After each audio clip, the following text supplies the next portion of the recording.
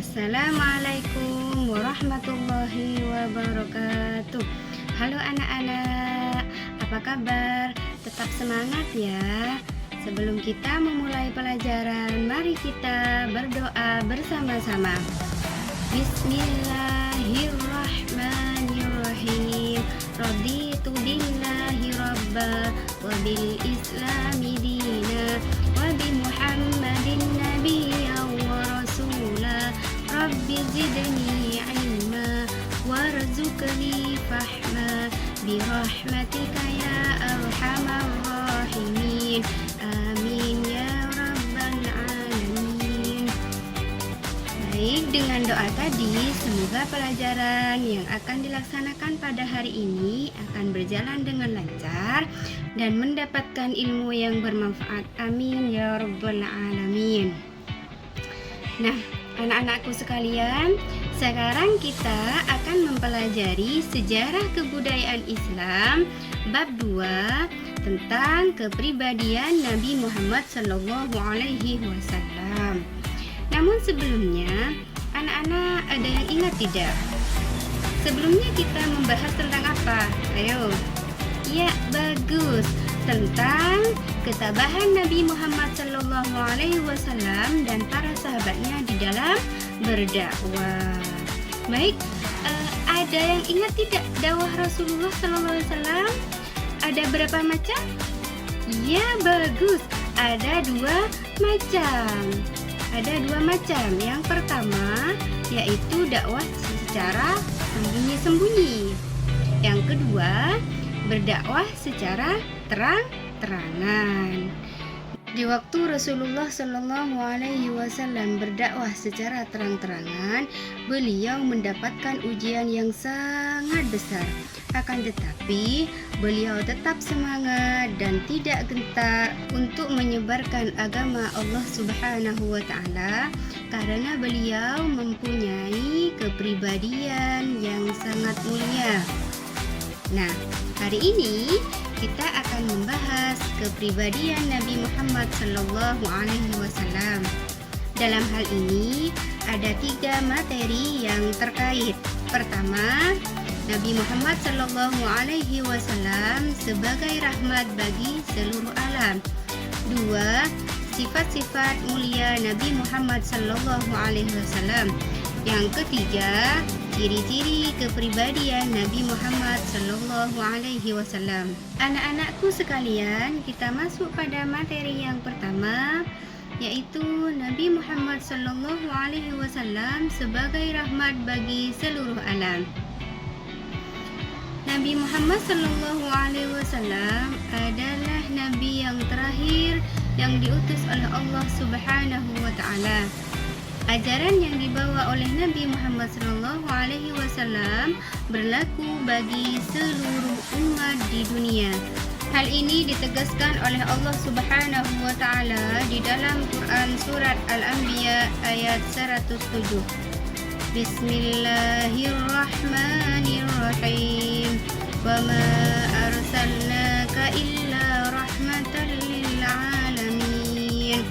Yang artinya, dan kami tidak mengutus engkau Muhammad kecuali menjadi rahmat bagi seluruh alam. Quran surat Al-Anbiya ayat 107. Adapun tugas-tugas Nabi Muhammad SAW sebagai rahmat bagi seluruh alam sudah tertulis di dalam Al-Quran surat Al-Ahzab ayat 45 dan 46. Bismillahirrahmanirrahim.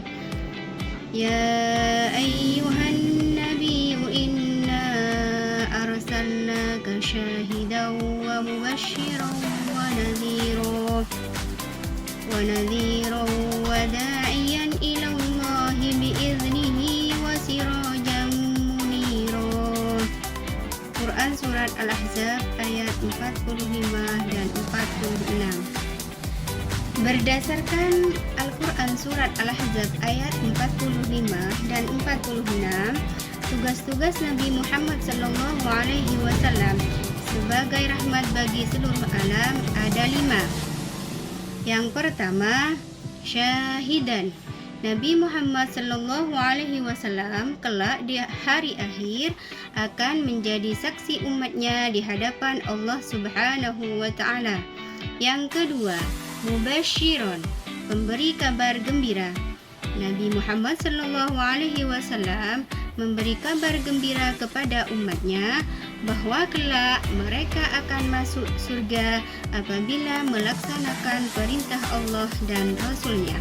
Yang ketiga, nadhiron. Nabi Muhammad Sallallahu Alaihi Wasallam memberi peringatan. Nabi Muhammad Sallallahu Alaihi Wasallam memberi peringatan kepada umatnya bahwa mereka kelak akan masuk neraka apabila tidak melaksanakan perintah Allah dan Rasul-Nya. Yang keempat, da'iyan ilallah, penyeru kepada ajaran agama Allah. Nabi Muhammad Sallallahu Alaihi Wasallam menyeru kepada umatnya untuk memeluk ajaran agama Allah Subhanahu wa Ta'ala. Yang kelima, yaitu sirajan muniron, artinya cahaya yang menerangi. Nabi Muhammad Sallallahu Alaihi Wasallam diutus oleh Allah Subhanahu wa Ta'ala untuk menerangi umatnya dengan ajaran agama Islam. Anak-anakku sekalian, sekarang kita masuk pada materi yang kedua, yaitu sifat-sifat mulia Nabi Muhammad Sallallahu Alaihi Wasallam. Adapun sifat-sifat mulia Nabi Muhammad Sallallahu Alaihi Wasallam ada 4. Yang pertama adalah siddiq, artinya jujur. Kebalikan dari sifat siddiq yaitu sifat kidib. Jadi Nabi Muhammad Sallallahu Alaihi Wasallam tidak akan bersifat kidib. Sifat yang kedua yaitu amanah, artinya dapat dipercaya. Adapun kebalikan dari sifat amanah adalah sifat khianat, tidak dapat dipercaya. Sifat khianat adalah merupakan ciri-ciri orang munafik. Jadi, Nabi Muhammad Sallallahu Alaihi Wasallam tidak memiliki sifat khianat. Sifat yang ketiga yaitu sifat tabligh, artinya menyampaikan. Kebalikan dari sifat tabligh adalah kitman, menyembunyikan wahyu Allah Subhanahu wa Ta'ala. Sifat yang nomor 4 yaitu fatonah, artinya bijaksana atau cerdas. Nabi Muhammad Sallallahu Alaihi Wasallam memiliki sifat cerdas. Kebalikan dari fatonah yaitu baladah. Nah, sekarang kita akan masuk pada materi yang ketiga, yaitu ciri-ciri kepribadian Nabi Muhammad Sallallahu Alaihi Wasallam. Selain Nabi Muhammad Sallallahu Alaihi Wasallam mempunyai 4 sifat yang mulia, Nabi Muhammad memiliki ciri-ciri kasih sayang terhadap sesama.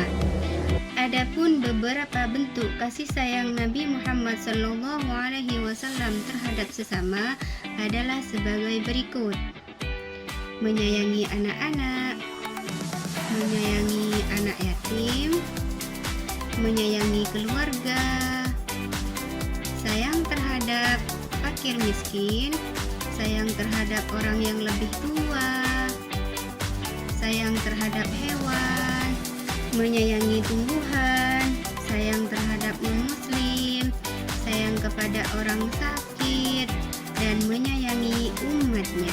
Nah, itu semua adalah ciri-ciri kepribadian Nabi Muhammad Sallallahu Alaihi Wasallam. Semoga kita bisa mencontohnya ya. Alhamdulillah, semua materi yang ada di bab 2 sudah kita bahas bersama-sama. Nah, kalian jangan lupa ya, di rumah belajar bersama orang tua untuk menambah pengetahuan kalian melalui buku atau LKS. Dan untuk materi selanjutnya yaitu hijrah Nabi Muhammad Sallallahu Alaihi Wasallam ke Habasah.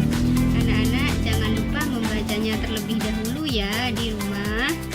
Sebelum kita tutup, mari kita membaca hamdalah bersama-sama. Alhamdulillahirabbil alamin. Sekian pelajaran hari ini. Assalamualaikum warahmatullahi wabarakatuh.